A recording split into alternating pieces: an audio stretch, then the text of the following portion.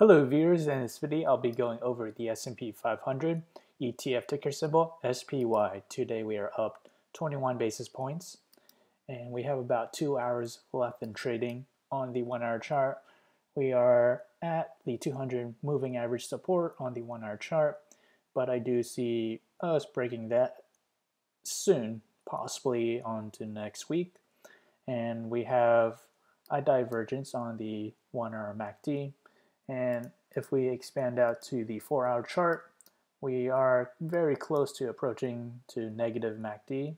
And as for the daily chart, if we expand out, we are residing on the 9-day moving average.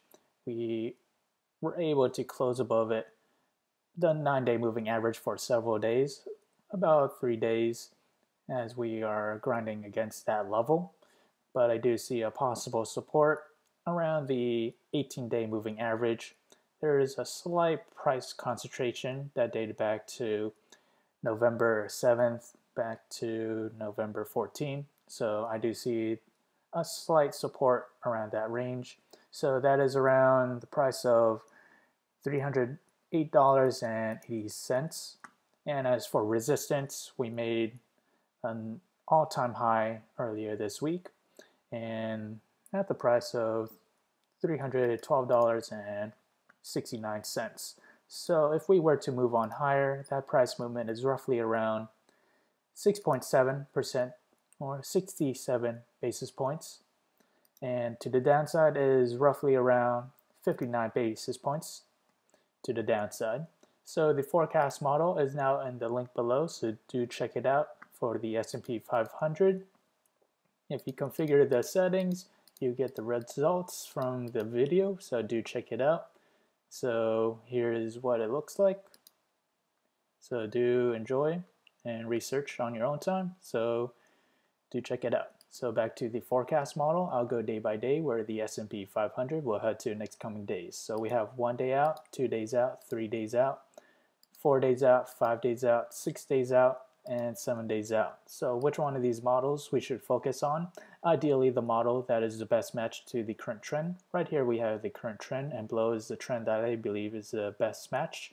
This trend dates back to May 20th to August 16, 2016. So let me point out why these two charts are similar. So what we have in the beginning of the trend, we started off touching the upper Bollinger Band. And after touching the upper Bollinger Band, we made a reversal to touch the bottom Bollinger Band.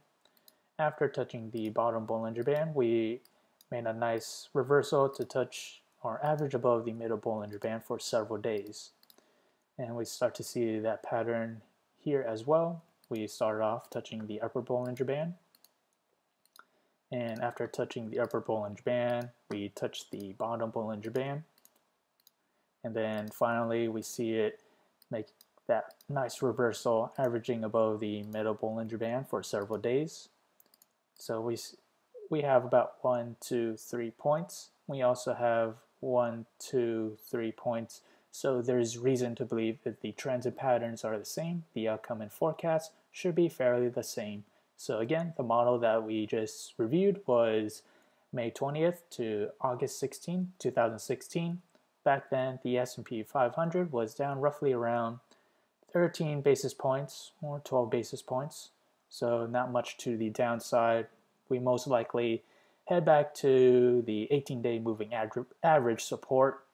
So I do see that coming in next coming days. So do see that. Again, if you enjoyed this content, feel free to like, comment, subscribe. And this forecast is now in the link below, so do check it out. And thank you for watching.